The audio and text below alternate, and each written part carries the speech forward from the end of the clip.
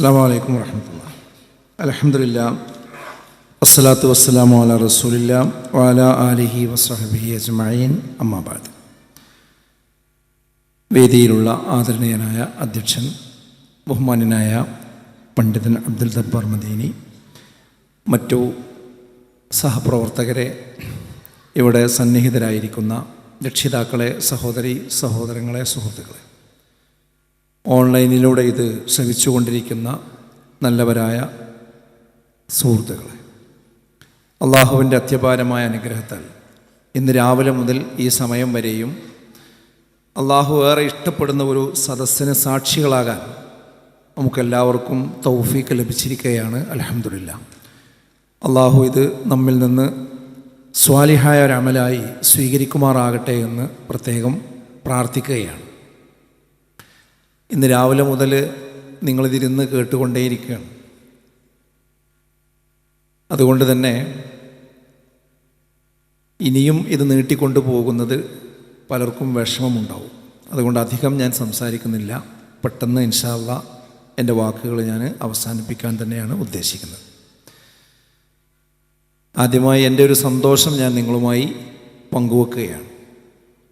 നമ്മുടെ ഈ AR നഗർ മണ്ഡലം സംഘടിപ്പിച്ച ഈ ഒരു പഠന ക്യാമ്പ് എന്തുകൊണ്ടും മറ്റു മണ്ഡലങ്ങൾക്കൊക്കെ മാതൃകയാകാവുന്ന രീതിയിലുള്ള വളരെ അച്ചടക്കത്തോടു കൂടി വളരെ വൈജ്ഞാനികമായ രീതിയിൽ ഇത് സംഘടിപ്പിക്കാൻ കഴിഞ്ഞു എന്നത് ഒരു ചെറിയ കാര്യമല്ല. ഞാനിന്നിങ്ങോട്ട് പോരുന്ന സമയത്ത് ഈ പ്രോഗ്രാമിനാണെന്ന് പറഞ്ഞപ്പോൾ എന്നോട് ഒരാൾ ചോദിച്ചത് അത് സംസ്ഥാന കമ്മിറ്റി സംഘടിപ്പിക്കുന്ന പരിപാടിയാണോ എന്ന്. അപ്പോൾ ഞാൻ പറഞ്ഞു അതല്ല, അവിടെ ഒരു മണ്ഡലം കമ്മിറ്റി സംഘടിപ്പിക്കുന്ന പരിപാടിയാണ്, AR നഗർ മണ്ഡലം കമ്മിറ്റിയാണ്. അപ്പോൾ പറഞ്ഞു എന്നാൽ ആ AR നഗരെ സമ്മതിക്കണമല്ലോ, നമ്മളെ വിസ്റ്റത്തിൻ്റെ മിക്കവാറും എല്ലാ പണ്ഡിതന്മാരും ആ നോട്ടീസിലുണ്ട്.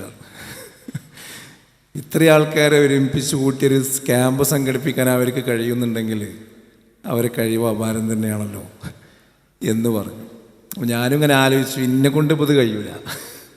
നമ്മളെ ഇത്രയും ആൾക്കാർ ഒരു പരിപാടി നമ്മളെ സ്റ്റേറ്റ് കമ്മിറ്റി സംഘടിപ്പിക്കുക എന്നുള്ളത് ഇപ്പോഴത്തെ സമയത്ത് ശ്രമകരമാണ്. കാരണം അത്രമേൽ നമ്മുടെ പ്രോഗ്രാം ടൈറ്റാണ്. ഓരോ ദിവസവും മണിക്കൂറുകൾ കീറി മുറിച്ചുകൊണ്ടാണ് നമ്മുടെ പരിപാടികളായിട്ട് നമ്മൾ മുന്നോട്ട് പോകുന്നത്. അപ്പോൾ അതിനിടയിൽ ഒരു ഞായറാഴ്ച ദിവസം ഇങ്ങനെയുള്ള ഒരു ഒഴിവ് ദിവസം രാവിലെ മുതൽ വൈകുന്നേരം വരെ ഇവിടെ നമ്മളെ എല്ലാ പണ്ഡിതന്മാരെയും കൊണ്ടുവരാനും ഇങ്ങനെ ഒരു പരിപാടി വെക്കാനും കഴിഞ്ഞു എന്നുള്ളത് നിങ്ങളുടെ ഒരു നല്ല സംഘാടനം എടുക്കുക തന്നെയാണ്. അള്ളാഹു ഇത് സ്വീകരിക്കുമാറാകട്ടെ. ഇവിടെ എനിക്കൊറ്റ കാര്യം പറയാനുള്ളൂ. നമുക്കറിയാം, സാധാരണ കാറ്റടിക്കുന്ന സമയത്ത് ആ കാറ്റിൽ പറന്നു പോകാതിരിക്കാൻ നമ്മൾ എവിടെയെങ്കിലും ഒന്ന് പിടിച്ചു നിൽക്കും, അതിശക്തമായ കാറ്റടിച്ചാൽ. അതുപോലെ വെള്ളത്തിൽ ഒഴുക്കിൽപ്പെട്ട് കഴിഞ്ഞാൽ ആ ഒഴുക്കിൽ ഒഴുകിപ്പോകാതിരിക്കാൻ വേണ്ടി നമ്മൾ എവിടെയെങ്കിലും വല്ല വേരിലോ കുറ്റിയിലോ എവിടെയെങ്കിലും ഒന്ന് പിടിച്ചു നിൽക്കും. ഇങ്ങനെ പിടിച്ചു നിൽക്കാത്ത ആളുകൾ ആ ഒഴുക്കിൽപ്പെട്ട് അവർ അപകടത്തിലേക്ക് പോകും. യഥാർത്ഥത്തിൽ ഇന്ന് നമ്മൾ ജീവിച്ചു കൊണ്ടിരിക്കുന്ന ഈ ഒരു സമകാലിക സമൂഹം ഇതുപോലെയുള്ള ഒരുപാട് കാറ്റിലും കോളിലും പെട്ട് ആടി ഉലഞ്ഞുകൊണ്ടിരിക്കുന്ന ഒരു ഘട്ടത്തിലൂടെയാണ് നമ്മൾ പോകുന്നത്. ആ കാറ്റ് പല രീതിയിലുള്ള കാറ്റാണ്, ആ ഒഴുക്ക് പല രീതിയിലുള്ള ഒഴുക്കാണ്. അത് ഞാൻ വിശദീകരിക്കാതെ തന്നെ നിങ്ങൾക്കറിയാം. അതിലേറ്റവും പ്രധാനപ്പെട്ട ഒരു സംഗതി ലിബറലിസത്തിൻ്റെ ഒഴുക്ക് തന്നെയാണ്. സ്വതന്ത്രവാദം ഇന്ന് നമ്മുടെ പല കുട്ടികളിലേക്കും തലമുറകളിലേക്കും വലിയ തോതിൽ കടന്നു വരുന്ന അതിദയനീയമായ കാഴ്ചയാണ് നമ്മൾ കണ്ടുകൊണ്ടിരിക്കുന്നത്. പണ്ട് കാലത്തൊക്കെ നമ്മുടെ മക്കൾ സ്കൂളിലേക്ക് പോയാൽ അല്ലെങ്കിൽ കോളേജിലേക്ക് പോയി കഴിഞ്ഞാൽ അവർ തിരിച്ചു വരുന്ന സമയം ഒരു 5 മണി സമയമാണ് എങ്കിൽ ആ 5 മണിക്ക് അവർ വീടിൻ്റെ ഉള്ളിലേക്ക് കയറിയാൽ മാതാപിതാക്കൾക്കൊരു സമാധാനമായി, കുട്ടി തിരിച്ചു വന്നു എന്നൊരു സമാധാനമാണ്. 5 മണി കഴിഞ്ഞിട്ടും എത്തിയിട്ടില്ല എങ്കിൽ അവൻ അവിടെ എവിടെയെങ്കിലും അങ്ങാടിയിലുണ്ടോ, റോട്ടിലുണ്ടോ, ആരുമായിട്ടെങ്കിലും കൂട്ടുകൂടി നിൽക്കുന്നുണ്ടോ എന്നൊക്കെയുള്ള ആശങ്കകൾ പൊതുവെ നമുക്കുണ്ടാവും. എന്നാൽ അവർ വീട്ടിലെത്തിയ സമാധാനമായി. പക്ഷേ ഈ കാലഘട്ടം എന്ന് പറയുന്നത് വീട്ടിലെത്തിയാലും സമാധാനമില്ലാത്തൊരു കാലമാണ്. കാരണം വീടുകൾക്കുള്ളിൽ വെച്ചുകൊണ്ട് തന്നെ ഓരോരുത്തരും അവരവരുടെ ലോകത്ത് വിഹരിച്ചുകൊണ്ടിരിക്കുകയാണ്.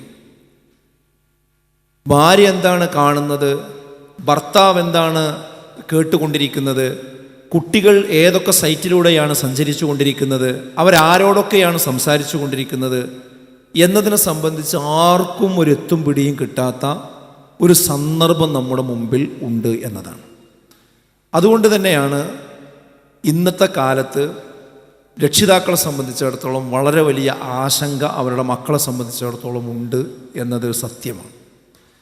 അതുകൊണ്ട് ഇവിടെ വന്ന രക്ഷിതാക്കളോടും ഉമ്മമാരോടും അതോടൊപ്പം തന്നെ അവരുടെ മക്കളോടുമൊക്കെ എനിക്ക് സൂചിപ്പിക്കാനുള്ളത്, നാട്ടിൽ കാണുന്നതിൻ്റെ പിന്നാലെ ഒഴുകേണ്ടവരല്ല നമ്മൾ. നാട്ടിൽ കാണുന്നതിനോടൊപ്പം ഒഴുകിയാൽ നമ്മൾ എത്തുന്നത് നരകത്തിലായിരിക്കും. വകുന്നാ നഹൂദു മഅൽ ഖായിലീൻ എന്ന് പറഞ്ഞല്ലോ. നരകത്തിൽ കിടക്കുന്ന ആളുകൾ എന്തേ നിങ്ങൾ നരകത്ത് പോകാൻ കാരണമെന്ന് ചോദിക്കുമ്പോൾ അവർ പറയുന്നത്, ഞങ്ങൾ ഒഴുകുന്നവരോടൊപ്പം ഒഴുകി എന്നാണ്, പോകുന്നതിനോടൊപ്പം പോയി എന്നതാണ്. ആർക്കാണ് സ്വർഗം കിട്ടുക?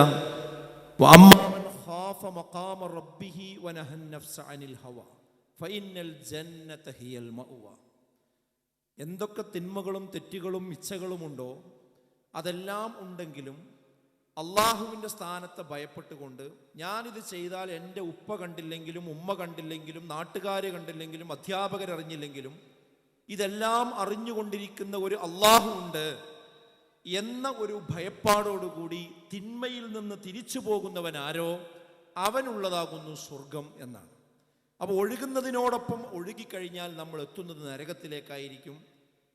ഈ നാട്ടിൽ നടക്കുന്ന എല്ലാത്തിനോടൊപ്പവും സഞ്ചരിക്കുന്നവൻ്റെ പേരല്ല മുസ്ലിം എന്ന് പറയുന്നത്.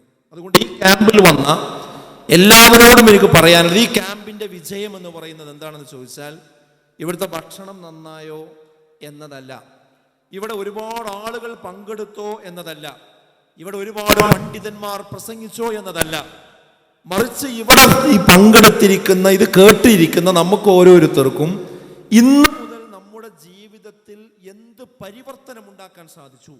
ഇവിടെ ഒരുപാട് ചോദ്യോത്തരങ്ങൾ വന്നു, ഒരുപാട് ക്ലാസ്സുകൾ വന്നു, കേട്ടു. ഇതെല്ലാം കേട്ടിട്ടും ഇന്നലെ വരെ എങ്ങനെയാണോ നമ്മൾ ജീവിച്ചത് അതുപോലെ തന്നെയാണ് നാളെ മുതലും പോകുന്നത് എങ്കിൽ ഞാൻ പറയുന്നു, ഈ ക്യാമ്പ് വിജയിച്ചിട്ടില്ല. ഇതിൻ്റെ ആൾബലമോ ഇതിൻ്റെ പ്രോഗ്രാമോ ഇതിൻ്റെ സംഘാടനമോ ഒന്നുമല്ല പ്രധാനം, മറിച്ച് ഇതിൽ വന്ന ഓരോരുത്തർക്കും അവരുടെ ജീവിതത്തിൽ നാളെ മുതൽ ഒരു എന്ത് പരിവർത്തനം വരുത്താൻ സാധിച്ചു എന്നത് വെച്ചുകൊണ്ടാണ് ഇത്തരം കാര്യങ്ങൾ നമ്മൾ വിലയിരുത്തേണ്ടത്. അതുകൊണ്ട് ഞാൻ പറയുന്നു, നിങ്ങളിപ്പോൾ ഒന്ന് ആലോചിക്കുക, ഒന്ന് ചിന്തിക്കുക സുഹൃത്തുക്കളെ. ഇവിടെ ഇന്ന് സംസാരിച്ചു പോയ കാര്യങ്ങൾ വിശ്വാസപരമായ കാര്യങ്ങളുണ്ട്, ആചാരപരമായ കാര്യങ്ങളുണ്ട്, സ്വഭാവ സംബന്ധമായ കാര്യങ്ങളുണ്ട്, നമ്മുടെ കർമ്മശാസ്ത്രവുമായി ബന്ധപ്പെട്ട വിഷയങ്ങളുണ്ട്. ഇതിൽ ഈ കേട്ട കാര്യത്തിൽ ഇൻഷാ അല്ലാഹ് നാളെ മുതൽ ഞാൻ ആ കാര്യം അത്ര പഠിച്ചിരുന്നില്ല, ഇപ്പം എനിക്കതിനെക്കുറിച്ച് ധാരണ കിട്ടി, ഇനി ഞാനത് തെറ്റിക്കൂല എന്ന് വിശ്വാസരംഗത്ത് എവിടെയെങ്കിലും ശിർക്കിൻ്റെ ലാഞ്ചനകൾ നമ്മുടെ ജീവിതത്തിൽ വന്നുപോയിട്ടുണ്ട് എങ്കിൽ, അത് തിരിച്ചറിഞ്ഞിട്ടുണ്ട് എങ്കിൽ ഇനി മുതൽ ആ വഴിക്ക് നമ്മളൊരു കാരണവശാലും പോകാൻ പാടില്ല. അതുപോലെ തന്നെ നമ്മുടെ ആചാര രംഗത്ത്, നമ്മുടെ അനുഷ്ഠാന രംഗത്ത് ഇന്ന് വരെ നമസ്കാരത്തിൻ്റെ കാര്യത്തിൽ വേണ്ടത്ര കണിശതയില്ലാത്തവരായിരുന്നു നമ്മളെങ്കിൽ ഈ ക്യാമ്പിന് ശേഷം അതിലൊരു കണിശത വരുത്താൻ നമുക്ക് കഴിയണം. സുബൈക്ക് ബാങ്ക് വിളിച്ചാൽ നമ്മൾ പള്ളിയിലെത്തുന്നു എന്നതാണ് നമ്മുടെ ഒരു പ്രത്യേകതയായിട്ട് നമുക്കുണ്ടാകേണ്ടത്. സുബൈയുടെ മുമ്പായിട്ട് നേരത്തെ അവിടെ ഷബീർ സലാഹി സൂചിപ്പിക്കുകയുണ്ടായി, അതിനു മുമ്പ് തന്നെ എഴുന്നേറ്റ് വളരെ ആവേശത്തോടുകൂടി ആ പ്രഭാതത്തിലേക്ക് കടക്കാൻ കഴിയുന്ന ഒരു വിശ്വാസിക്കാണ് ശക്തമായി മുന്നോട്ട് പോകുവാൻ കഴിയുകയുള്ളൂ. അതുകൊണ്ട് ഞാൻ ഈ ക്യാമ്പിൽ വന്ന എല്ലാവരോടും പറയുന്ന ഒരു വസിയത്ത്, സുബൈ ജമാഅത്തിൻ്റെ കാര്യത്തിൽ വേണ്ടത്ര ശ്രദ്ധയില്ലാത്ത ആരെങ്കിലും ഈ ക്യാമ്പിൽ ഉണ്ടായിരുന്നുവെങ്കിൽ നാളെ മുതൽ പള്ളിയിൽ ആ സുബൈക്ക് നമ്മൾ വന്നു തുടങ്ങണം. ഞാനിത് പറയുമ്പോൾ ഓർക്കുന്നത്, ഇടത്തനാട്ടുകര കുറച്ച് കാലം കൂടുതൽ ഖുത്തുബ പറഞ്ഞൊരു പള്ളിയുണ്ടായിരുന്നു. അപ്പോൾ ആ പള്ളിയിൽ ഖുത്തുബ നടന്നുകൊണ്ടിരുന്ന് ഒരു ദിവസം വെള്ളിയാഴ്ച കഴിഞ്ഞപ്പോൾ അവിടുത്തെ ഒരാൾ പറഞ്ഞു, സാധാരണ പള്ളിയിൽ വരുന്ന ഒരാളുണ്ട്, അയാൾ കുറച്ച് കാലമായിട്ട് പള്ളിയിൽ വരുന്നില്ല, അയാൾ അസുഖത്തിൽ കിടക്കുകയാണ്, നമുക്ക് അവിടെ നിന്ന് പോയി വരാമെന്ന് പറഞ്ഞു. അപ്പോൾ ഞങ്ങൾ രണ്ടുപേരും അവിടെ അദ്ദേഹത്തെ വിസിറ്റ് ചെയ്യാൻ വേണ്ടി ഒന്ന് പോയി. അവിടെ ചെന്ന് അദ്ദേഹത്തെ കണ്ട ഉടനെ അദ്ദേഹം കരയാൻ തുടങ്ങി. കണ്ണെന്ന് വെള്ളം ഇങ്ങനെ കുടുകുടുവനെ പോരാണ്. അപ്പോൾ ഞാൻ അദ്ദേഹത്തോട് പിന്നെ രോഗത്തെ സംബന്ധിച്ചും കാര്യമൊക്കെ ഇങ്ങനെ പറഞ്ഞ് ആശ്വസിപ്പിച്ചു. അപ്പോൾ അയാൾ പറഞ്ഞു, എനിക്കിതൊന്നൊരു വിഷയമല്ല, രോഗമൊന്നുമല്ല പ്രശ്നം. എനിക്കിപ്പോഴുള്ള പ്രശ്നം എന്താണെന്ന് ചോദിച്ചാൽ, പള്ളിത്തെ ബാങ്ക് ഇങ്ങോട്ട് കേൾക്കും, ഹയ്യാല സ്വലാത്ത് ഹയ്യാലൽ ഫലാഹ് എന്ന് കേൾക്കുമ്പോൾ എനിക്കൊരു നിലക്കും ഇവിടെ കിടക്കാൻ കഴിയണില്ല. പക്ഷേ എൻ്റെ ശരീരം കൊണ്ട് എനിക്ക് എഴുന്നേറ്റ് നടക്കാൻ കഴിയണില്ല. ഞാനൊരു ദിവസം നമ്മുടെ പള്ളിയിൽ നിന്ന് ഹുതുബ കേട്ടപ്പോൾ ഈ സുബൈ ജമാഅത്തിൻ്റെ പ്രാധാന്യം കേട്ടൊരു ഹുതുബ ഉണ്ടായിരുന്നു. അന്ന് മുതൽ ഇന്ന് വരെ ഞാൻ ഈ അസുഖം വരുന്നത് വരെ ശരഴിയായൊരു കാരണമില്ലാതെ ഞാൻ പോകാതിരുന്നിട്ടില്ല. പക്ഷെ ഇപ്പം എനിക്കതിന് കഴിയണില്ല. ഇല്ലല്ലോ, വിഷമം എനിക്ക് സഹിക്കാൻ കഴിയണില്ല എന്നുള്ളത്. സഹോദരങ്ങളെ, ഇന്ന് നമുക്ക് നടക്കാൻ കഴിയും, നാളെ നമുക്ക് നടക്കാൻ കഴിഞ്ഞുകൊള്ളണമെന്നില്ല. ഇന്ന് നമുക്ക് എഴുന്നേൽക്കാൻ കഴിയും, നാളെ നമുക്ക് ഇരിക്കുന്ന സീറ്റിൽ നിന്ന് എഴുന്നേൽക്കാൻ കഴിഞ്ഞുകൊള്ളണം എന്നില്ല. മനുഷ്യന്റെ അവസ്ഥ എന്ന് പറയുന്നത് അത്രമേൽ ദയനീയമാണ്. നമ്മൾ അത്രമേൽ ലൈഫുകളാണ് എന്ന ബോധം നമുക്കുണ്ടാകണം. നമ്മളെല്ലാവരും അങ്ങനെയാണ്. നമുക്കിങ്ങനെ പോകുമ്പോൾ തോന്നും നമ്മളിങ്ങനെ പറക്കാണ്. നമ്മളെ മനസ്സിൻ്റെ ഉള്ളിൽ ഒരുപാട് ആളുകൾക്ക് ഒരുപാട് ആകാശക്കോട്ടകൾ ഉണ്ടായിരിക്കും. എന്നാൽ അതെല്ലാം പൂർത്തീകരിക്കാൻ നമുക്ക് കഴിയുമോ എന്ന് നമുക്ക് ഒരാൾക്കും പറയാൻ കഴിയില്ല. സുഹൃത്ത്, ഏത് സമയത്താ പടച്ചോൻ ഈ പോണ പോക്കുന്നൊന്ന് നമ്മളെ ഇരുത്തെന്ന് പറയാൻ കഴിയില്ല. അള്ളാഹു നമ്മളെ കാത്ത് രക്ഷിക്കുമാറാകട്ടെ. അപ്പോൾ ഇന്നലെ ഞങ്ങളെല്ലാവരും ഒന്നിച്ച് നമ്മളെ പിന്നെ ജാമിയ അൽ ഹിന്ദിൽ നമ്മളെ സെക്രട്ടേറിയറ്റ് മീറ്റിംഗ് ഉണ്ടായിരുന്നു.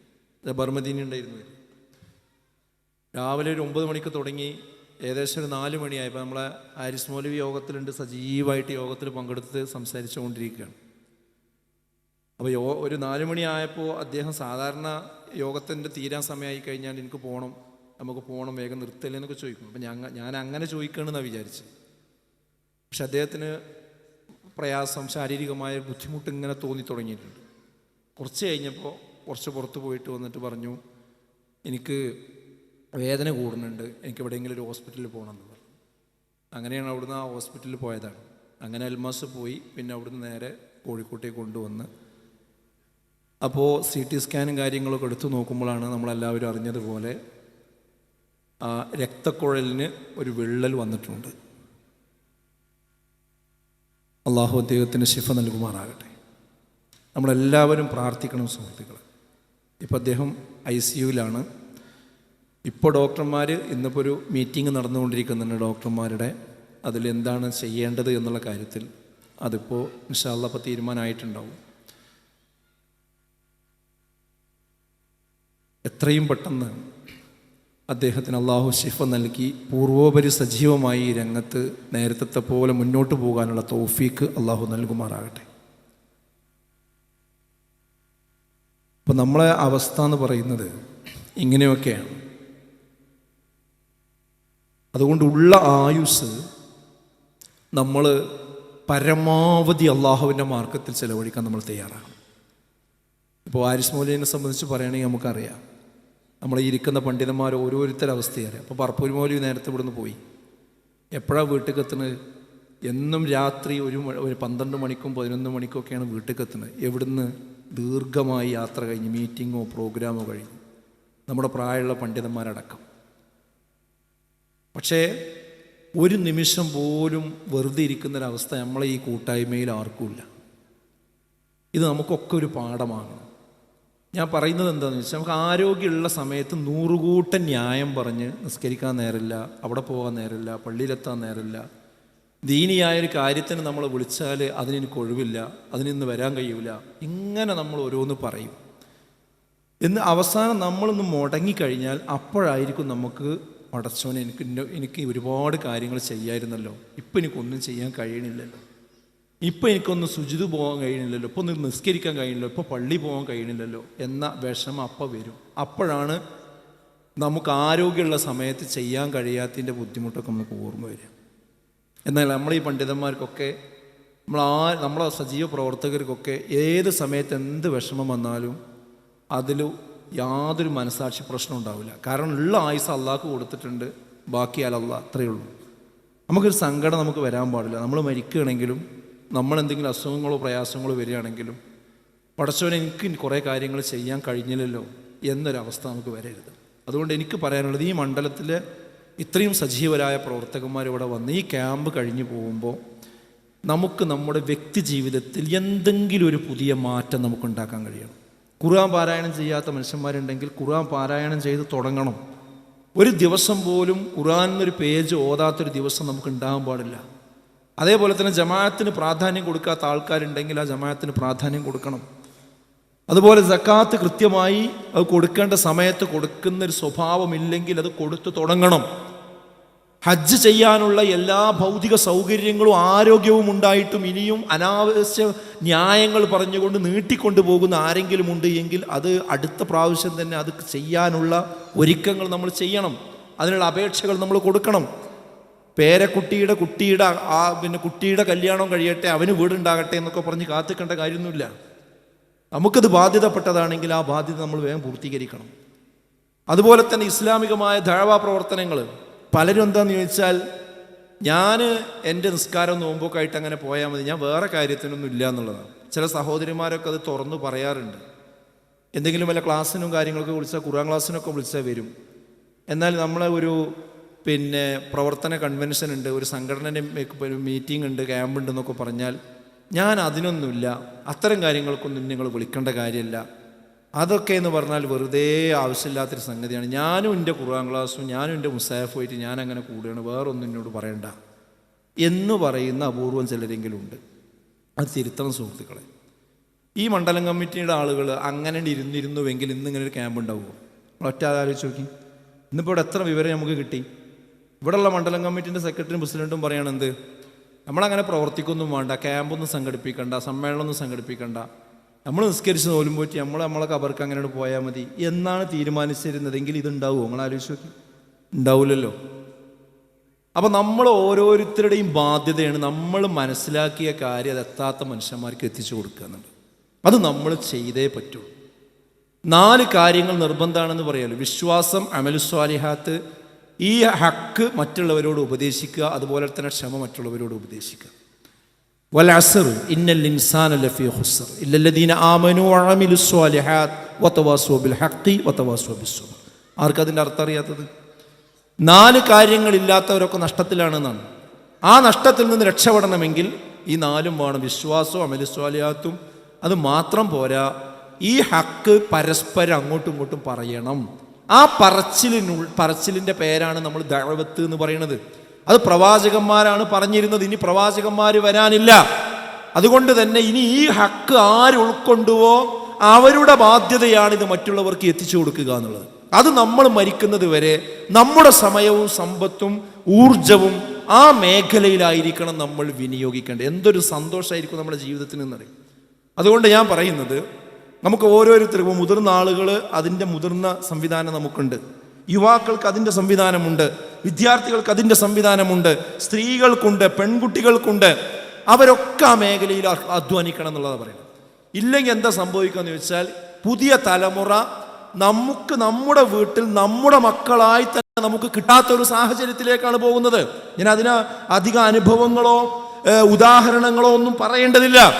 നിങ്ങൾക്ക് എല്ലാവർക്കും അനുഭവിക്കപ്പെടുന്ന സംഗതികളാണിത്. ആണും പെണ്ണും കണ്ടാൽ മനസ്സിലാവൂ. നമ്മുടെ കോളേജുകളിൽ, അതേപോലെ തന്നെ ഒരു അങ്ങാടിയിൽ നമ്മൾ സ്കൂളോ കോളേജോ വിടുന്ന സമയത്ത് അവിടെ പോയി നിന്നാൽ ബൈക്കിലൊക്കെ 2-3 ആളാണ് പോകുന്നതാണ്. അതിൽ നടുവിലിരിക്കുന്നത് പെൺകുട്ടിയാവും, അപ്പുറത്തും ഇപ്പുറത്തിരിക്കുന്ന ആൺകുട്ടിയാവും. എല്ലാവരും പാൻറ്റും ജീൻസും അതേപോലെ തന്നെ ബനിയനിട്ടിട്ട് ആണ് പോണത്. പെൺകുട്ടികളൊക്കെ ഇപ്പോൾ മുടി വെട്ടി ചെറുതാക്കിയിട്ട് കെട്ടിവെക്കുക, ആണുങ്ങളൊക്കെ മുടി നീട്ടിക്കൊണ്ടിരിക്കുക. ഇതിലേതാ ആണ് ഏതാ പെണ്ണെന്ന് മനസ്സിലാകാത്തൊരവസ്ഥ. നമ്മളൊന്ന് ആലോചിച്ച് നോക്കി. ഇത് മറ്റ് യൂറോപ്യൻ നാടുകളിലൊന്നുമല്ല, നമ്മുടെ നാടുകളിലാണ് കാണുന്നത്. മലപ്പുറം ജില്ലയിലെ ഒരു വീഡിയോ എപ്പോഴും നിങ്ങൾക്ക് ഓർമ്മയുണ്ടാവും, സോഷ്യൽ മീഡിയയിലുണ്ട്. ഒരു ഹയർ സെക്കൻഡറി സ്ഥാപനം വിട്ട് കുട്ടികൾ റോട്ടിൽ ഇറങ്ങിയിട്ട് ഒരു 10-100 ചില്ലാനം പെൺകുട്ടികളുണ്ടാവും. യൂണിഫോം ഇട്ട പെൺകുട്ടികൾ നടു റോട്ടിൽ വെച്ച് ചേരി തിരിഞ്ഞ് തല്ലുകൂടുക. എന്താണ് അടിയെന്നറിയും. എന്നിട്ട് ആൺകുട്ടികൾ കുറച്ച് അപ്പുറത്ത് മാറി നിന്നും കണ്ട് അതിൻ്റെ ഇങ്ങനെ ക്യാമറയിൽ അതിങ്ങനെ പകർത്തുക. എവിടെ നടക്കണ? യൂറോപ്പിലല്ല, കേരളത്തിൻ്റെ മറ്റേതെങ്കിലും ജില്ലകളിലല്ല, നമ്മുടെ മൂക്കിൻ്റെ മുമ്പിലാണ് ഇതൊക്കെ നടക്കുന്നത്. നമ്മുടെ പെൺകുട്ടികൾക്ക് എന്ത് സംഭവിക്കും നിങ്ങൾ ആലോചിച്ച് നോക്കൂ. ഞാനവിടെ പെൺകുട്ടികളെ മോശമാക്കാൻ വേണ്ടി പറയല്ല, പക്ഷെ നമ്മൾ അത് കാണാതെ പോകാൻ കഴിയില്ല എന്നുള്ളതാണ്. ഇന്ന് വിദ്യാലയങ്ങളിൽ, സ്കൂളുകളിലൊക്കെ അധ്യാപകരായ നമ്മളൊക്കെ അനുഭവിക്കുന്ന ഒരു അവസ്ഥ എന്താണെന്ന് വെച്ചാൽ, പണ്ട് കാലത്തൊക്കെ ആ പെൺകുട്ടികൾ വന്നിട്ട് കംപ്ലൈൻറ്റ് പറയുന്നു, സർ എന്നെ ആ ചെറുക്കൻ അങ്ങനെ ചെയ്തു, അവൻ എന്നെ നോക്കി, അവൻ എനിക്ക് കത്ത് തന്നു, ഇങ്ങനെയുള്ള പ്രശ്നമാണ് പറഞ്ഞിരുന്നത്. ഇന്ന് നേരെ തിരിച്ചാണ് വിഷയം. ഇന്ന് ആൺകുട്ടികൾ വന്ന് പൊട്ടിക്കരയാണ് നമ്മുടെ മുമ്പിൽ വന്നിട്ട്, സർ ഞാൻ ഇത് സഹിച്ചിട്ട് നിവൃത്തിയില്ലാത്തത് കൊണ്ടാണ് നിങ്ങളോട് പറയുന്നത്. എന്താ നിവൃത്തികേട്? ഇന്ന ക്ലാസ്സിലെ ഇന്ന കുട്ടി എനിക്ക് കഴിഞ്ഞ ദിവസം ബസ്സിൽ നിന്ന് എനിക്കൊരു കത്ത് തന്നു, ഞാനത് വാങ്ങിയില്ല. പിന്നെ വീണ്ടും ക്ലാസ്സിൽ കൊണ്ടുവന്നുകൊണ്ട് മറ്റൊരു കുട്ടിയുടെ അടുത്ത് കൊടുത്തയച്ചു, അപ്പോഴും ഞാൻ തിരിച്ചു കൊടുത്തു. ഇന്ന് ഞാൻ ഭക്ഷണം കഴിക്കാൻ പോകുമ്പോൾ എന്നെ ആ ചുമരിൻ്റെ അടുത്ത് തടഞ്ഞു നിർത്തി എന്നോട് ആ കത്തെന്തുകൊണ്ട് വാങ്ങിയില്ല എന്ന് ചോദിക്കുകയാണ്. ഇങ്ങനെ എൻ്റെ പിന്നാലെ നടക്കണം സർ, ഞാൻ എന്താ ചെയ്യാ? എന്ത് ചോദിക്കുന്നത് പെൺകുട്ടികളല്ല, ആൺകുട്ടികളാണ് ചോദിക്കുന്നത്. എവിടെ നിന്നാണ് ഈ പെൺകുട്ടികൾക്ക് ഈ മുള്ള് കിട്ടിയത്? അത് കിട്ടുന്നതല്ല. ഇവിടെ വളരെ ബോധപൂർവം നമ്മുടെ പെൺകുട്ടികളുടെ തലച്ചോറുകളിലേക്ക് അധാർമികമായ കാര്യങ്ങളെ ഈ ലിബറലിസത്തിന്റെ എല്ലാ അഴുക്കുചാലും തുറന്നു വിട്ടുകൊണ്ടിരിക്കുകയാണ്. അത് നമ്മൾ ഏതിലൂടെയാണ് അവർ കണ്ടുകൊണ്ടിരിക്കുന്നത്? നമ്മൾ ഒരു വിരുന്നുകാർ വീട്ടിലേക്കാണ് കയറി വന്നാൽ നമ്മളെ മൊബൈൽ ഫോൺ അവിടെ വെച്ചിട്ടുണ്ടാവും. ഇവരെ നമ്മൾ ആരും കാണാതെ എടുത്തുകൊണ്ടു പോകും. എന്നിട്ട് കുറച്ച് ഏതെങ്കിലും റൂമിലോ അല്ലെങ്കിൽ കുറച്ച് അപ്പുറത്തോ പോയിട്ട് എന്ത് ചെയ്യും? ഇതിൽ കാണും. അതിൽ ഒരു റീല് കണ്ടാൽ മതി. ആ റീലുകളൊക്കെ നേരത്തെ 1 മിനിറ്റ് ആയിരുന്നു, പിന്നെ അത് 1/2 മിനിറ്റായി, ഇപ്പം അത് 30 സെക്കൻഡായി, ഇപ്പം 20 സെക്കൻഡ് റീലുകളാണ്. അപ്പോൾ 20 സെക്കൻഡ് റീൽ ഒരു പെൺകുട്ടി കാണുന്ന ഒരു 5 മിനിറ്റ് സമയം കിട്ടി എത്ര റീല് കാണാൻ പറ്റും? ആ റീലുകൾ കാണുന്നതോടുകൂടി ഇവരുടെ സ്വഭാവം മാറാണ്. ഇപ്പം നമ്മൾ ഈ പ്രസംഗിക്കുന്നത് വരെ ആ ഒരു മനോഭാവമുള്ള കുട്ടികൾ ഇപ്പം എന്താ പറയാറ്? അത് തന്തവയവ് പറയാന്നാ പറയാം. തന്തവയവ്, അതായത് പരിഹസിക്കുക, ഉപദേശങ്ങളെ പരിഹസിക്കുക. ഉപദേശങ്ങൾ എന്ന് പറയുന്നത്, തെതുക്കിറത്തെന്ന് പറയുന്നത് ഒരു സമൂഹത്തെ നേർവഴിയിൽ നടത്താനുള്ള ഏറ്റവും വലിയൊരു സുരക്ഷാ കവചമാണ്. ആ സുരക്ഷാ കവചത്തെ പരിഹസിച്ച് തള്ളിക്കളയുക. എന്നിട്ടോ വാപ്പയമ്മ എന്തെങ്കിലും ഒന്ന് പറയാൻ തുടങ്ങിക്കഴിഞ്ഞാൽ തള്ളവൈബ് വരാൻ തുടങ്ങി, തന്തവൈബ് വരാൻ തുടങ്ങി, ഇങ്ങനെ പറയന്നെ. എടാ പറയുന്നത് കേൾക്കുന്ന ഒരു മാനസികാവസ്ഥ തന്നെയല്ല. ആരും ഒന്നും ഉപദേശിക്കാൻ പാടില്ല. ഇതിന് ഗവൺമെന്റ് സംവിധാനങ്ങൾ ഒത്താശ ചെയ്ത് കൊടുക്കുന്ന ഒരു സാഹചര്യം. പിന്നെ ഇവരാർക്കെ ഉപദേശിക്കാൻ പാടുള്ളൂ? ഉപ്പാക്ക് ഉപദേശിക്കാൻ പാടില്ല, ഉമ്മാക്ക് ഉപദേശിക്കാൻ പാടില്ല, അമ്മാവന്മാർക്ക് ഉപദേശിക്കാൻ പാടില്ല, രക്ഷിതാക്കൾക്ക്, അധ്യാപകർക്ക് ഉപദേശിക്കാൻ പാടില്ല. ഇവർക്ക് സെലിബ്രിറ്റികൾക്ക് ഇവരെ ഉപദേശിക്കാം, സിനിമാ നടന്മാർക്ക് ഇവരെ ഉപദേശിക്കാം. അതുപോലെ തന്നെ ഇവിടെയുള്ള തൊപ്പി എന്ന് പറയുന്ന അങ്ങനെയുള്ള സിംബലുകൾക്ക് ഇവരെ ഉപദേശിക്കാം. അത്തരം യൂട്യൂബ് ചാനലുകളിൽ വരുന്ന ജീവിതത്തെക്കുറിച്ച് യാതൊരു കാഴ്ചപ്പാടുമില്ലാത്ത ആളുകൾക്കൊക്കെ ഇവരെ ഉപദേശിക്കാം. അവർക്ക് കാര്യങ്ങൾ, കണ്ടന്റുകൾ കൊടുക്കാം, അതൊക്കെ അവർക്ക് സ്വീകരിക്കാം. പക്ഷേ മതപരമായ, ധാർമ്മികമായ മൂല്യങ്ങൾ ഉൾക്കൊള്ളുന്ന ഒരു ഉപദേശങ്ങളൊന്നും അവർക്ക് പാടില്ല. അത് ചെയ്യാനേ പാടില്ല. അത് ചെയ്താൽ എന്തോ ഒരു കുറ്റമാണെന്നുള്ളതാണ്. ഈ രീതിയിലേക്ക് മനസ്സിനെ പരിവർത്തിപ്പിച്ചുകൊണ്ടാണ് മുന്നോട്ട് പോകുന്നത്. അതുകൊണ്ടാണ് ഞാൻ പറയുന്നത്, നമ്മുടെ എല്ലാ വിങ്ങുകളും വകുപ്പുകളും ചലിച്ചേ പറ്റൂ. അതുകൊണ്ട് പെൺകുട്ടികൾ, വിസ്ഡം ഗേൾസ് എന്ന് പറയുന്ന ആ കുട്ടികൾക്ക് ഈ കാലഘട്ടത്തിൽ വലിയ ഉത്തരവാദിത്തമാണുള്ളത്. പ്രത്യേകിച്ച് നമ്മുടെ സ്റ്റുഡൻസിന് വലിയ ഉത്തരവാദിത്തമാണുള്ളത്. അതുകൊണ്ടാണ് കോഴിക്കോട് കടപ്പുറത്തിന് ശേഷം, മലപ്പുറത്ത് നമ്മുടെ യുവജന സമ്മേളനത്തിന് ശേഷം ഇൻഷാ അല്ലാഹ് മെയ് 11-ാം തീയതി ഇനി പെരിന്തൽമണ്ണയുടെ പട്ടണത്തിൽ വരാനിരിക്കുന്ന വിദ്യാർത്ഥി സമ്മേളനം നമ്മൾ നിശ്ചയിച്ചിട്ടുള്ളത്. ആ വിദ്യാർത്ഥി സമ്മേളനം ഒരു സമ്മേളനത്തിന് വേണ്ടിയുള്ള സമ്മേളനമല്ല, മറിച്ച് നമുക്ക് ആ പ്രായത്തിലുള്ള കുട്ടികൾ ആർക്കൊക്കെയുണ്ടോ, ആണും പെണ്ണുമായിട്ട് ആരൊക്കെ ഉണ്ടോ, അവർ മുഴുവൻ അവിടെ എത്തിച്ചേരണം. ഇന്നത്തെ ഈ AR നഗറിൽ നടന്ന ഈ മണ്ഡലം, ഈ പഠന ക്യാമ്പിൽ നിന്ന് എടുക്കേണ്ട ഒരു തീരുമാനം, ഈ 2-3-4 മാസങ്ങൾ, 4-5 മാസങ്ങൾ നമ്മുടെ മുമ്പിലുണ്ട്.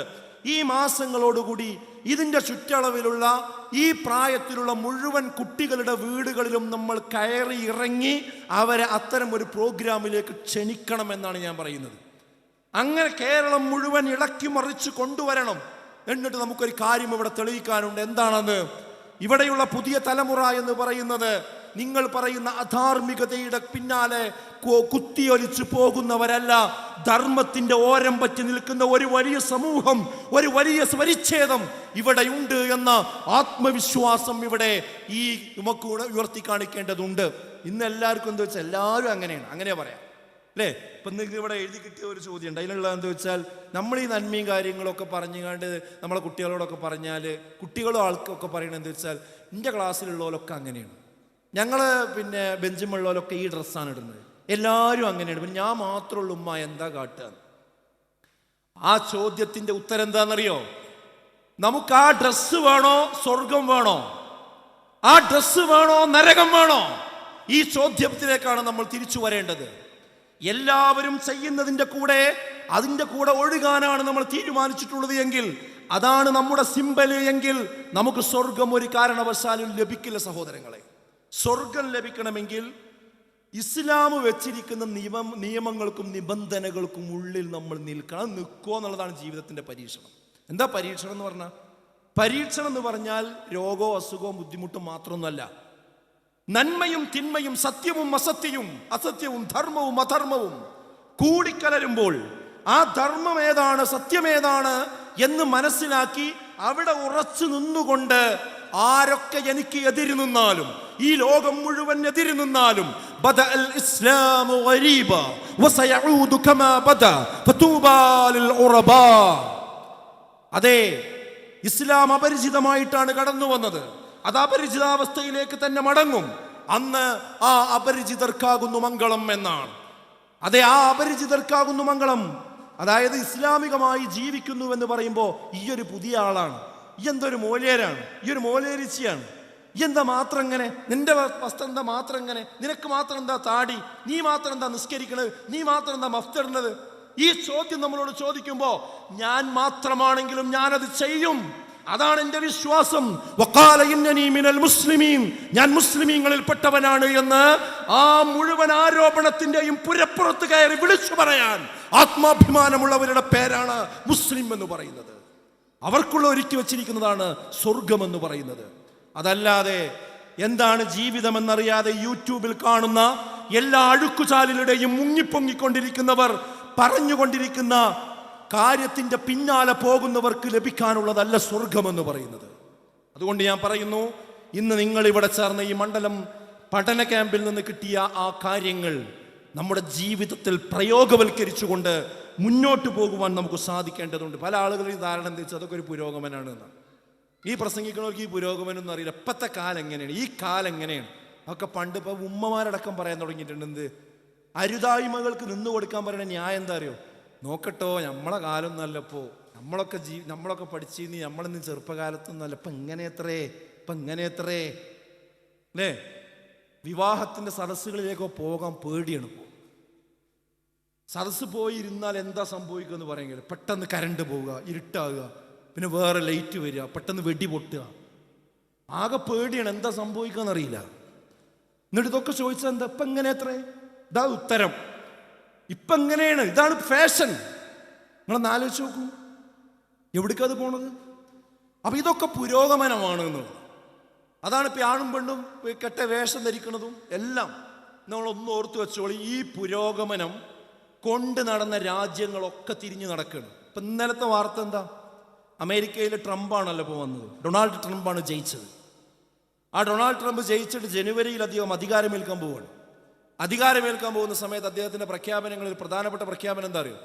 ഇനി അമേരിക്കയിൽ ആണ് പെണ്ണ് എന്നുള്ള വർഗ്ഗമുള്ളൂ, അതിന്റെ വേറെ പുറത്തേക്ക് വർഗ്ഗമല്ല. ഇത് നമ്മൾ പറഞ്ഞാല് 6-ാം നൂറ്റാണ്ടെന്ന് ബസ് കിട്ടാത്തവന്റെ വിടുവായുധമായി പറയും. അമേരിക്കയുടെ പ്രസിഡന്റ് നെറുകയിൽ കയറി നിന്ന് ആണും പെണ്ണുമേ ഉള്ളൂ, ഇനി ഇങ്ങനെയുള്ള രണ്ടിലും കെട്ട രീതി പറ്റില്ല, അതിവിടെ അനുവദിക്കില്ല, ആ ഭ്രാന്ത് അനുവദിക്കില്ല എന്ന് അദ്ദേഹം പറഞ്ഞു. അത് പറഞ്ഞാൽ പുരോഗമനം. അവരെന്ത് പറഞ്ഞാൽ, അവരൊരു കാലത്ത് പറഞ്ഞു ഈ ജെൻഡർ പൊളിറ്റിക്സിന് വേണ്ടി അവരെല്ലാവരും വാദിച്ചു. അപ്പൊ അതിന് പുരോഗമനം എന്ന് പേരിട്ടു. അതിന്റെ കെടുതികൾ അനുഭവിച്ച് പ്രയാസപ്പെട്ടപ്പോ അവരതൊക്കെ തിരുത്താൻ തുടങ്ങുകയാണ്. അപ്പൊ നമ്മളെ നാട്ടിലെ പാഠപുസ്തകത്തിൽ ഇപ്പൊ പ്രിന്റ് ചെയ്ത് മഷി ഉണങ്ങിയിട്ടില്ല, കുട്ടികളത് പഠിപ്പിച്ചുകൊണ്ടിരിക്കുകയാണ്. നമ്മുടെ ജെൻഡർ എന്ന് പറയുന്നത് അത് പിന്നെ ജന്മനാ ഉണ്ടാകുന്നതല്ല, ബൈ ബർത്തിൽ ഉണ്ടാകുന്നതല്ല, അത് സാമൂഹിക നിർമ്മിതിയാണ്. എന്താ പറഞ്ഞതിനർത്ഥം? വാക്ക് കേട്ടാൽ നമുക്ക് പെട്ടെന്ന് മനസ്സിലാവില്ല. ലേബർ റൂമിലേക്ക് നമ്മുടെ ഭാര്യയെ പ്രസവിക്കാൻ വേണ്ടി കൊണ്ടുപോയിട്ട് അഡ്മിറ്റ് ആക്കിയിട്ട് കുറച്ച് കഴിഞ്ഞ് കുട്ടിയുടെ കരച്ചിൽ കേൾക്കും, നേഴ്സ് കുട്ടിനെയും കൊണ്ട് വരും. അപ്പൊ നമ്മൾ ആദ്യം ചോദിക്കുക എന്താ അല്ലേ, കുട്ടി എന്ത് കുട്ടിയാന്ന് ചോദിക്കുക. അപ്പൊ ഇനി മുതലുള്ള നയം എന്താ അറിയോ? അതാണാണും പെണ്ണാണെന്ന് പറയാൻ പാടില്ല, അത് വിധിക്കാൻ പാടില്ല. അത് കാരണം എന്താ? ആ കുട്ടി വളർന്ന് വലുതായി വന്നിട്ട് ആ കുട്ടി തീരുമാനിച്ചോട്ടെ ആണാണോ പെണ്ണാണോ. ഇതാണ് എന്ത് പറയാ, ജെൻഡർ സാമൂഹിക നിർമ്മിതിയാണ്.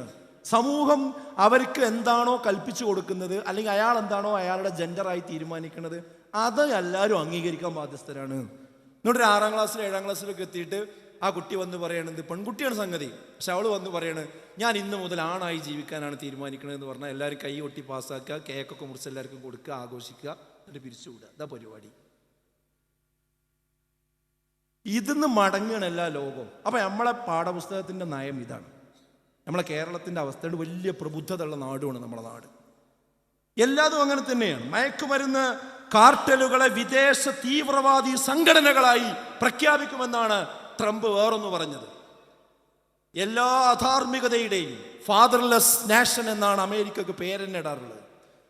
ആ അധാർമികതക്ക് തീ കൊടുത്ത ഒരു നാടാണത്. അവിടെ ആദ്യമൊക്കെ സംഭവിച്ചത് എന്താ അറിയോ? 18 വയസ്സായി ഞാൻ പോവുകയാണെന്ന് പറഞ്ഞുകൊണ്ട് കുട്ടികൾ പോവുകയായിരുന്നു വീട്ടിൽ നിന്ന്. എനിക്ക് 18 വയസ്സായി, ഞാൻ വീട്ടിൽ നിൽക്കില്ല, ഞാൻ വാപ്പാൻ്റെ കീഴിൽ, എനിക്ക് രക്ഷിതാവിൻ്റെ കീഴിലൊന്നും നിൽക്കേണ്ട കാര്യമില്ല, 18 വയസ്സായി എന്ന് പറഞ്ഞ് പോവുകയായിരുന്നു. ഇപ്പം എന്താ സംഭവിക്കണത് അറിയോ? 18 വയസ്സായ ആകാൻ കാത്തുക്കുകയാണ് രക്ഷിതാക്കൾ പിന്നെ പറഞ്ഞേക്കാൻ. ഉത്തരവാദിത്തം ഏറ്റെടുക്കാനാവില്ല. ഇപ്പോൾ ആർക്കും ഉത്തരവാദിത്തമില്ല. ഈ കുടുംബം എന്നുള്ള സംവിധാനമാണ് തകർന്നിട്ട് ആളുകൾ തെരുവുകളിലൊക്കെ കള്ള് കുടിച്ച് മയക്കുമരുന്ന് ഉപയോഗിച്ച് ആരും നോക്കാനില്ലാതെ എന്തൊക്കെയോ ആയി പോയിട്ടുണ്ട് അവർ. ഇന്നവർ കുടുംബ സംവിധാനത്തിന് വേണ്ടി ബോധവൽക്കരണം നടത്തിക്കൊണ്ടിരിക്കുകയാണ്. അത് എന്നിട്ട് ഈ കുടുംബ സംവിധാനമുള്ള ഈ നാട്, നമ്മുടെ ഇന്ത്യയെ പോലെയുള്ള നാട്, നമ്മുടെ കേരളത്തെ പോലെയുള്ള നാട്, ഈ കുടുംബത്തിന്റെ അലകും പിടിയും തട്ടും തറയും തരിച്ചു തരിപ്പണമാക്കി ആ യൂറോപ്യന്മാര് കടിച്ചു ചുപ്പിയ ചവറ് വീണ്ടും വായിലേക്കിട്ട് ഛർദ്ദിക്കുന്ന സ്വഭാവമാണ് നമ്മൾ കാണിച്ചുകൊണ്ടിരിക്കുന്നത്. അതിന്റെ പിന്നാലെ പോകേണ്ടവരാണ് മുസ്ലിം ഉമ്മത്ത്. നമുക്ക് എത്രമേൽ ആത്മാഭിമാനമുള്ള ഈ വിശുദ്ധ ഖുർആനിന്റെയും തിരുസുന്നത്തിന്റെയും ഉജ്ജ്വലമായ പ്രകാശം നമ്മുടെ കയ്യിലുണ്ട്. എന്നിട്ട് ആരുടെയും തലയിലുദിച്ച ഇത്തരം അഴുക്ക് ചാലുകളിലേക്ക് ഊളിയിടേണ്ടവരാണോ നമ്മൾ? അതുകൊണ്ട് ഈ മണ്ഡല സമ്മേളനത്തിൽ വന്ന ഓരോരുത്തരോടും എനിക്ക് പറയാനുള്ളത്, നമ്മുടെ കുട്ടികൾ ആ ലിബറലിസത്തിന്റെ പിടിയിൽ ഒരു കാരണവശാലും പെടാൻ പാടില്ല എന്നുള്ളതാണ്. ഇപ്പം എന്ത് പറഞ്ഞാലും ടൂറ് പോകണം, ഇപ്പോൾ ടൂറ് പോകണം, ആ ടൂറിന് പോകണ്ടെന്ന് പറഞ്ഞാൽ ഞാൻ ഈ വീടിൻ്റെ മുകളിൽ കയറിയിട്ട് ചാടും. ആ ഭീഷണി എത്ര പെട്ടെന്ന് ആ ഭീഷണി എന്നറിയും. ഞാൻ ആ പ്രായത്തിലുള്ള അങ്ങനെ നിസ്സാര കാര്യത്തിന് ആത്മഹത്യാ ഭീഷണിയുമായി രക്ഷിതാക്കളെ മുൻമുലയിൽ നിർത്തുന്ന കുട്ടികളുടെ ഒരു വാക്ക് ഞാൻ പറയാം. നിങ്ങളെന്താ വിചാരിച്ചത്? ചില ആൾക്കാരുടെ ധാരണ എന്താ വെച്ചാൽ ഞാനാണ് മരിക്കും, ഞാൻ ഇതിൻ്റെ മുകളിൽ നിന്ന് ചാടി മരിക്കും എന്ന് പറഞ്ഞാൽ അതോടുകൂടി ലോകം അവസാനിക്കും, പിന്നെ ഇവിടെ ആകെ എല്ലാവർക്കും ഒരു പ്രശ്നമായിരിക്കും എന്നുള്ളതാണ്. അങ്ങനെയൊന്നുമില്ല. അന്നത്തെ മനോരമ പത്രം എടുത്ത് നോക്കി, നിങ്ങൾ മാതൃഭൂമി പത്രം എടുത്ത് നോക്കി, ചരമം എന്ന് പറഞ്ഞിട്ടൊരു കോളുണ്ടാവും. അതിൽ എത്ര മനുഷ്യന്മാർ മരിച്ചിട്ടുണ്ട്, എത്ര മനുഷ്യന്മാർ ബൈക്ക് ആക്സിഡൻറ്റ് മരിച്ചു, എത്ര ആൾക്കാർ ആത്മഹത്യ ചെയ്തിട്ടുണ്ട്. അതൊക്കെ ഓരോ വീട്ടിലെ ആൾക്കാരാണ്, ഓരോ ഓഫീസിലെ ആൾക്കാരാണ്, ഓരോ സ്ഥാപനത്തിലെ ആൾക്കാരാണ്. അവർ മരിച്ചു എന്നുള്ളത് കൊണ്ട് ആ വീടും ആ ഓഫീസും ആ സ്ഥാപനം അനാഥമായിട്ടുണ്ടോ? അതൊക്കെ വേറെ ആൾക്കാരെ വെച്ച് മുന്നോട്ട് പോകും. ഒരു 3 ദിവസം കൊണ്ട് അന്നത്തെ ദിവസം തിരിഞ്ഞു പോകുന്നത് 2 ദിവസം കഴിയുമ്പോഴേക്കിന് നാട്ടുകാരൊക്കെ മറക്കും. അത് 1 മാസം കഴിയുമ്പോഴേക്ക് എന്ത് ചെയ്യും? അത് വീട്ടുകാരും മറക്കും. കുറച്ച് 2-3-4 മാസം കഴിയുമ്പോൾ സ്വന്തം വാപ്പയും ഉമ്മയൊക്കെ മറക്കും. പിന്നെ ആരെങ്കിലും കണക്കെടുക്കാൻ വരുന്ന സമയത്ത് സെൻസസിന് വരുമ്പോൾ നിങ്ങൾക്ക് എത്ര മക്കളെ വെച്ചാൽ എനിക്ക് 4 ഉണ്ടായിരുന്നു, 1 മരിച്ചു. അത് പറയുമ്പോൾ ഒരു പ്രശ്നം ഉണ്ടാവില്ല. ഇത്രയേ ഉള്ളൂ. നിങ്ങളാരും വിചാരിക്കേണ്ട അതോടുകൂടിയാണ് സംഭവിക്കുന്നുള്ളത്.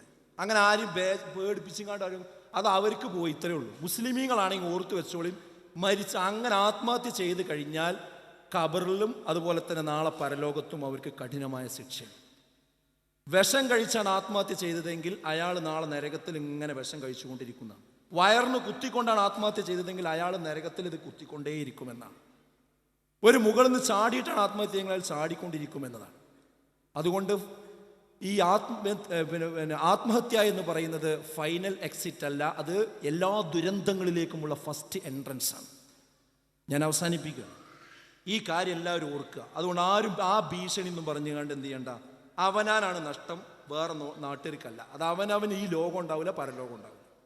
അപ്പോൾ എന്തിനും അങ്ങനെയുള്ള കാര്യങ്ങൾ പറഞ്ഞ് മുൾമുനയിൽ നിർത്തി പോകുന്ന ഒരു സ്വഭാവം ഒരു നിലക്കും നമുക്ക് എന്ത് ചെയ്യാൻ പാടില്ല, ഉണ്ടാകാൻ പാടില്ല. അവസാനിപ്പിക്കുമ്പോൾ എനിക്ക് പറയാനുള്ളൊരു കാര്യം, ഇവിടെ നേരത്തെ മാലി സലഫി പറഞ്ഞു, നിങ്ങൾ ഒരുപാട് ചോദ്യങ്ങൾ ചോദിച്ചു എന്നുള്ളത്. ഇങ്ങനൊരു ക്യാമ്പും പരിപാടിയും കിട്ടാൻ കണ്ട ചോദ്യം ചോദിക്കാൻ. നമ്മൾ അല്ലിജാബയുടെ കഴിഞ്ഞ എപ്പിസോഡുകൾ നിങ്ങൾ ഒരു കാറിൽ യാത്ര ചെയ്യുമ്പോൾ ഒന്ന് ഓണാക്കിയിട്ടാൽ മതി, എത്ര ക്വസ്റ്റ്യൻസും ആൻസറും കേൾക്കാൻ പറ്റുന്നത്. പിന്നെ ഒരു കാര്യം കൂടി നമ്മൾ തിരുത്തേണ്ടത് എന്താണെന്ന് ചോദിച്ചാൽ, വെറും കേൾവി മാത്രമല്ല, വായിക്കുന്ന സ്വഭാവം നമ്മുടെ കുടുംബത്തിൽ നമ്മൾ കൊണ്ടുവരണം. വായിച്ചാലേ ഒരു കാര്യം ശരിക്കും മനസ്സിൽ ഒതുങ്ങി പഠിച്ചു പോകാൻ കഴിയും. അതൊന്നും നമുക്ക് കുറഞ്ഞുകൊണ്ടിരിക്കുകയാണ്. അത് നമ്മളെ മാത്രമല്ല, മൊത്തത്തിൽ കുറഞ്ഞുകൊണ്ടിരിക്കുകയാണ്. അത് പാടില്ല. ഈ മണ്ഡലം ക്യാമ്പിൽ വന്ന ഒരു കുട്ടി പോലും നമ്മുടെ വീട്ടിൽ നമ്മുടെ നേർപ്പദത്തിൻ്റെ ഒരു കോപ്പി ഇല്ലാത്ത ഒരാളുണ്ടാവാൻ പാടില്ല. അത് സഹോദരിമാരൊക്കെ ഇപ്പോൾ ക്വിസ് മത്സരം പ്രഖ്യാപിച്ച് നല്ല രീതിയിൽ നടത്തിക്കൊണ്ടിരിക്കുന്നുണ്ട്. അപ്പോൾ ചോദിക്കുന്നത് വെച്ചാൽ എവിടെ വായിക്കാൻ ആളില്ല എന്ന്. വായിക്കാൻ ആളില്ല എന്ന് ആരാണോ പറയുന്നത് അയാളാണ് ഒന്നാമതായി വായിക്കേണ്ട ആൾ. അതതിനുള്ള മറുപടി. അതുപോലെ തന്നെ സമയമില്ല എന്ന് പറയുന്നതും ഒട്ടും ശരിയല്ല. എത്രയോ യൂട്യൂബിൽ ആവശ്യമില്ലാത്തത് കാണാൻ സമയം ചെലവഴിക്കുന്നവരാണ് ആഴ്ചയിൽ ഒരു 1.5 മണിക്കൂർ ഇത് വായിക്കാൻ സമയമില്ല എന്ന് പറയുന്നത്. സഹോദരങ്ങൾ, അതൊക്കെ പൈശാചികമായ ദുർന്യായങ്ങളാണ്. ആ ദുർന്യായങ്ങൾ മാറ്റിവെച്ച് നമ്മൾ അത്തരം ഇസ്ലാമിക പ്രസിദ്ധീകരണങ്ങൾ നമ്മളെ വീട്ടിൽ വരുത്തി അത് വായിച്ച് മുന്നോട്ട് പോകണം. എന്നാലേ ഈ നാട്ടിൽ നടക്കുന്ന കാര്യങ്ങൾ എന്താണെന്നതിനെ സംബന്ധിച്ച് കൃത്യമായൊരു ധാരണ നമുക്ക് ഉണ്ടാവുകയുള്ളൂ. ആ വായനയിൽ നമ്മൾ ഒരിക്കലും പിറകോട്ട് നിൽക്കരുത് എന്ന് മാത്രം അഭ്യർത്ഥിക്കുകയാണ്. ഇൻഷാ അല്ലാഹ് ഈ ഒരുമിച്ച് കൂടൽ നമ്മുടെ എല്ലാവരുടെയും ജീവിതത്തിൽ എന്തെങ്കിലും ഒരു സൽഫലം ഉണ്ടാക്കുന്നൊരവസ്ഥയിലേക്ക് വരണം. അതിന് അള്ളാഹു നമുക്ക് എല്ലാവർക്കും തൗഫീക്ക് നൽകി അനുഗ്രഹിക്കുമാറാകട്ടെ. നമ്മുടെ ഈ ഒരു കൂട്ടായ്മ ഇന്ന് അള്ളാഹുവിൻ്റെ അനുഗ്രഹത്താൽ വളരെ സജീവമായി അതിൻ്റെ എല്ലാ വിങ്ങുകളും പ്രവർത്തിച്ച് മുന്നോട്ട് പോവുകയാണ്. അതിനോടൊപ്പം നിങ്ങളെല്ലാവരും ഉണ്ടാകണമെന്നാണ് എനിക്ക് പറയാനുള്ളത്. നമ്മുടെ ഈ മണ്ഡലത്തിൽ ഈ ഒരു ക്യാമ്പിൻ്റെ ഒരു പ്രതികരണം നമ്മുടെ സംഘടനാ പ്രവർത്തന രംഗത്ത് കൂടി കാണണം എന്ന് മാത്രം അഭ്യർത്ഥിച്ചുകൊണ്ട് ഞാൻ അവസാനിപ്പിക്കുന്നു. നമ്മുടെ ആരിസ് മൗലവിയുടെ വിഷയത്തിൽ സജീവമായി നിങ്ങളെല്ലാവരും മനസ്സ് തട്ടി തന്നെ പ്രാർത്ഥിക്കണം. കാരണം അദ്ദേഹത്തിൻ്റെ ആ ഒരു സ്റ്റേജ് ഇപ്പം സ്റ്റേബിളാണ്, പക്ഷേ പ്രയാസമുണ്ടാകാൻ സാധ്യതയുണ്ട് ഉള്ള ഒരു സംഗതിയാണ്. അതുകൊണ്ട് നമ്മളെ പ്രാർത്ഥന വളരെ അത്യാവശ്യമാണ്. ഇന്നലെ പുലർച്ചെ 4 മണിക്കൊരു പ്രയാസം ഉണ്ടായി, പക്ഷേ നമ്മളെല്ലാവരും പ്രാർത്ഥന കൊണ്ട് അത് തരണം ചെയ്ത് ഇപ്പോൾ നല്ലൊരു സ്റ്റേബിളായ അവസ്ഥയാണ്. അപ്പോൾ അത് നിങ്ങളെല്ലാവരും ഇന്ന് രാത്രിയും അതുപോലെ തന്നെ ഉത്തരം കിട്ടുന്ന സമയത്തൊക്കെ പ്രാർത്ഥിക്കണമെന്ന് ഞാൻ ഓർമ്മപ്പെടുത്തണം. അള്ളാഹു അദ്ദേഹത്തിന് എത്രയും പെട്ടെന്ന് ശമനം നൽകുമാറാകട്ടെ. അദ്ദേഹത്തിൻ്റെ കുടുംബത്തിനും അദ്ദേഹത്തെ ഇഷ്ടപ്പെടുന്ന നമുക്ക് എല്ലാവർക്കും ആ കാര്യത്തിൽ ക്ഷമിക്കാനും സഹിക്കാനും അതോടൊപ്പം തന്നെ അദ്ദേഹത്തിൻ്റെ നേരത്തെ പോലെ നമ്മോടൊപ്പം പ്രവർത്തിക്കാനുള്ള തൗഫീക്കും അള്ളാഹു പ്രദാനം ചെയ്യുമാറാകട്ടെ. റബ്ബനാ ആതിനാ ഫിദ്ദുനിയ ഹസനത്തൻ വഫിൽ ആഖിറതി ഹസനത്തൻ വഖിനാ അദാബന്നാർ. ആമീൻ യാ അർഹമർ റഹീം.